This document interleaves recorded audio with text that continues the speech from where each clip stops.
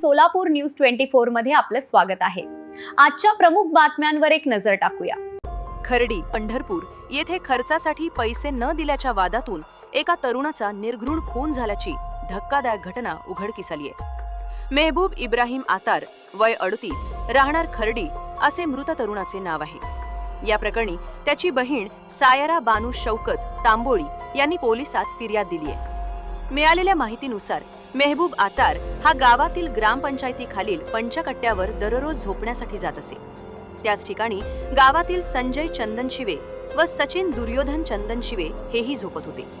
25 April 2026 रोजी रात्री सुमारे 9 वाजता मेहबूब आणि सचिन यांच्यात खर्चासाठी पैसे देण्याच्या कारणावरून वाद झाला। यावेळी सचिनने मेहबूबला जीवे मारण्याची धमकी दिली होती। यानंतर रात्री सुमारे 2 वाजण्याच्या सुमारास सचिन चंदनशिवे याने मेहबूबच्या डोक्यात दगड मारून गंभीर जखमी केले आणि घटनास्थळावरून फरार झाला। कुटुंबियांनी तात्काळ मेहबूबला पंढरपूर उपजिल्हा रुग्णालयात दाखल केले। प्रकृती चिंताजनक असल्याने त्याला पुढील उपचारासाठी सोलापूर येथील शासकीय रुग्णालयात हलवण्यात आले। मात्र 28 एप्रिल रोजी उपचारादरम्यान त्याचा मृत्यू झाला। या घटनेनंतर पोलिसांनी सचिन दुर्योधन चंदनशिवे याच्या विरुद्ध खुनाचा गुन्हा दाखल केला असून पुढील तपास सुरू आहे।